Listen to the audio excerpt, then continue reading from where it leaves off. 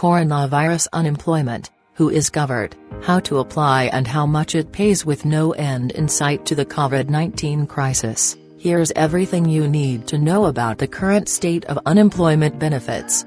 The human toll of the coronavirus epidemic has been immense, 7.5 million infected and 212,000 fatalities in the U.S. alone. But the financial impact has been even more vast, affecting businesses, and their employees, of every size and across most industries. The government launched a number of initiatives to help earlier this year, including a stimulus payment and the Paycheck Protection Program, which provides forgivable loans to small businesses as an incentive to keep employees on the payroll. Nevertheless, tens of millions of people have filed for unemployment insurance since the beginning of the outbreak. And while Congress doesn't expect to sign a new stimulus relief package before the election, unemployment rolls continue to surge. Benefits are being claimed at 4 times the rate they were before the pandemic hit. Stimulus check money, $1,200 payment could still be sent to you in 2020. The $2.2 trillion emergency relief bill that President Donald Trump signed in March resets some of the rules for unemployment benefits, expanding eligibility and ramping up payout amounts.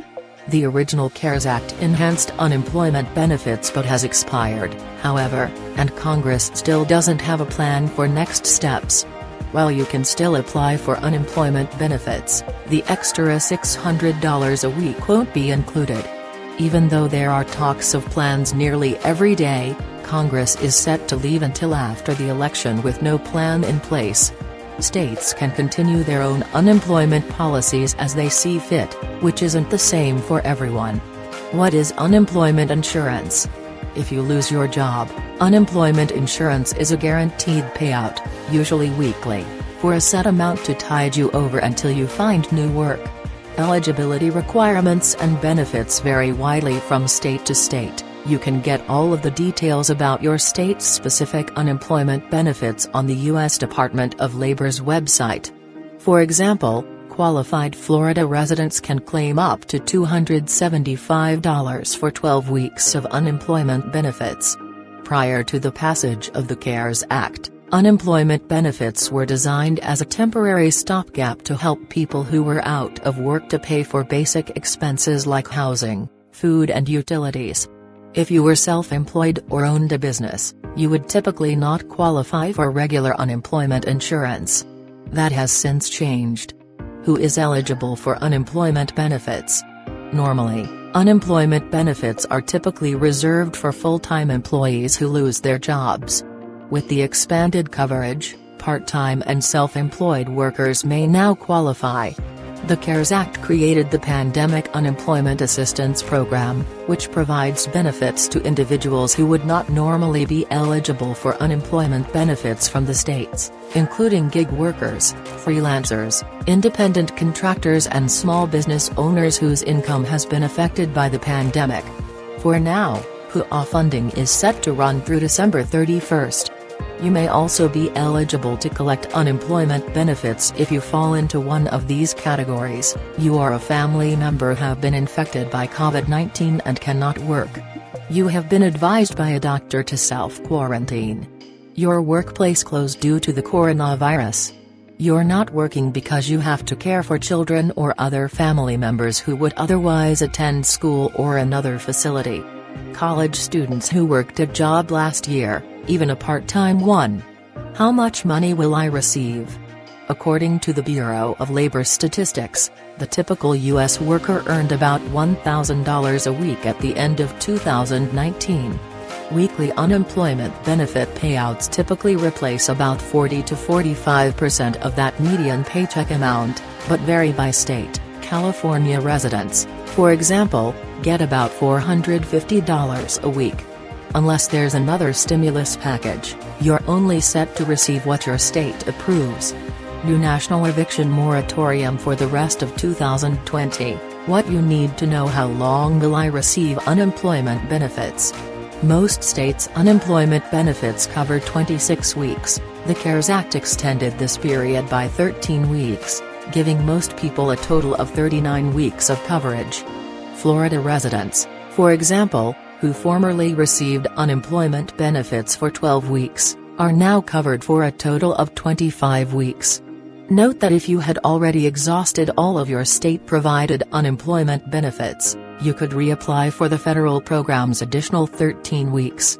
For now, it's unclear whether or for how long future legislation would expand this coverage period. Pandemic unemployment assistance will expire on December 31st. What if I was furloughed? In contrast to a layoff, in which a job is permanently eliminated, a furlough is closer to a temporary leave of absence. Furloughed workers sometimes continue to receive some benefits including health insurance. Unemployment benefits for furloughed employees vary from state to state.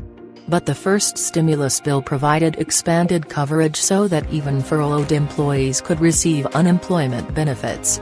And, unlike workers who were laid off, furloughed employees do not have to provide proof of having lost their job. Who's not covered? If you're working from home or on paid leave, you don't qualify for the updated unemployment benefits. And you are unlikely to be covered if you're technically able to work but would prefer not to due to fears about the coronavirus. But if you were required to quarantine due to potential exposure to the coronavirus, you are eligible. Frankly, the language in the bill is a little fuzzy, and, ultimately, it's up to individual states to determine whether you're eligible or not. The bottom line is, the only way to know for sure is to apply. Coronavirus hardship loans, what they are, how they work and how to get one. When can I apply? Immediately. Before the stimulus package was passed, you had to wait at least a week to receive benefits, but many states have now waived the waiting period. How do I apply for unemployment insurance? There's no federal system for unemployment benefits, which means you'll need to apply through your state's individual system. You lost your job because of coronavirus. These resources can help. Stimulus package update, Senate preps new bill, White House hammers out $1.8 trillion. Republican and Democratic negotiators put on the table in the form of federal assistance in a new stimulus bill. Talks on a second stimulus check are moving ahead in fits and starts. Here's the latest status update. Whether Congress passes another stimulus relief law this year through a series of standalone bills or a large package, the pressures of the coronavirus pandemic on the economy and public health continue to mount. Over 218,000 people in the U.S. have died from COVID-19, according to Johns Hopkins University, and the known caseload has now reached over 8 million people. President Donald Trump continues to urge negotiators to work together on a new stimulus bill, despite flip-flopping on stopping negotiations and going big on a $1.8 trillion package presented on October 9. The bill supports $1,200 stimulus checks and a renewal of payroll assistance for the airlines and other industries. After backlash from Republicans and Democrats alike, Trump's camp is now urging Congress to divert funds from emergency coronavirus relief money into a standalone bailout bill, possibly for small businesses or the airline industry, while also continuing to move ahead on the overarching package. The current White House proposal is for a $1.8 trillion package, less than the $2.2 trillion bill put forward by Democrats. On Monday, Senate Majority Leader Mitch McConnell is preparing to bring a $500 billion standalone bill in support of the Paycheck Protection Program to a vote. It will not include stimulus checks. Dizzy yet? Confused? You're not alone.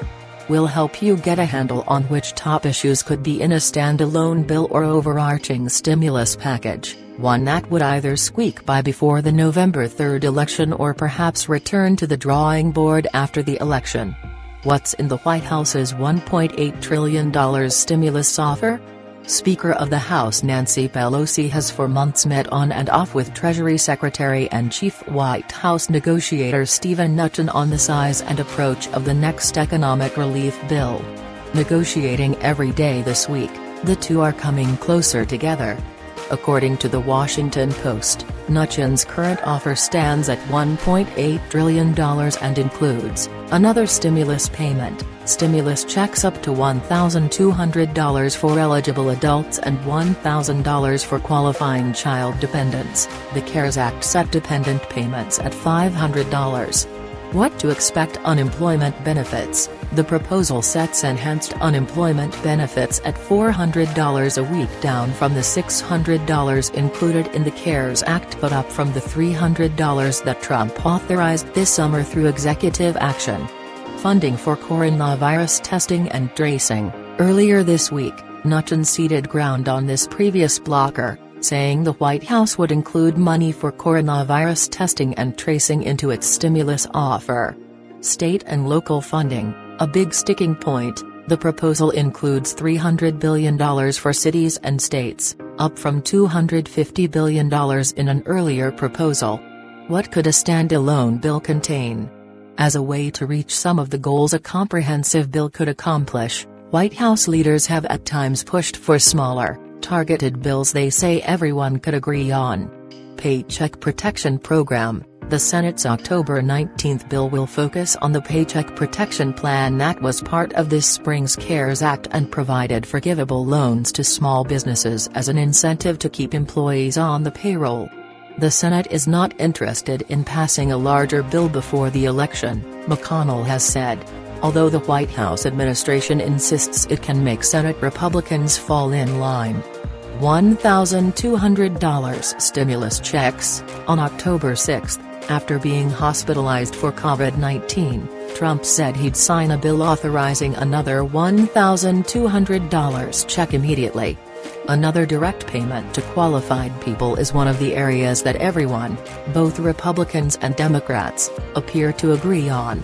Airline assistance. With the airline industry hit hard by the coronavirus-induced economic downturn and starting to furlough workers, negotiators have tagged airline assistance for standalone legislation. Let me just be really clear, Pelosi said October 8. I have been very open to having a standalone bill for the airlines. The House earlier passed a $28.8 billion airline support bill that Pelosi suggested could be the starting point for legislation. Support for the U.S. Postal Service. This summer, the House passed a bill that would address concerns about the service and the upcoming election and provide $25 billion in additional funding. The Senate didn't take up the bill. $100 bills. Enhanced unemployment benefits are already ending in many states, leaving people waiting anxiously for a new relief package that includes more funding for the program. What's in the Democrats' comprehensive $2.2 trillion offer? Pelosi continues to point to the updated version of the HEROES Act as the basis for a new bill. The House passed the bill on October 1 largely along party lines. The new HEROES Act includes direct payments. The current Democratic proposal includes payments of up to $1,200 per individual and $500 for each dependent. Payroll support for small businesses and airline workers. The Democratic plan would refund payroll protections and extend the program to airline workers. Unemployment benefits. The plan would reauthorize $600 federal unemployment payments through January 2021. State and local funding. The bill would provide assistance to state and local governments to pay essential workers, including first responders and health workers. Housing assistance. The proposal would renew financial support for renters and homeowners to meet rental and mortgage payments. Thanks for watching. Don't forget, if you'd like to see more videos like this, hit that like button and smash that subscribe.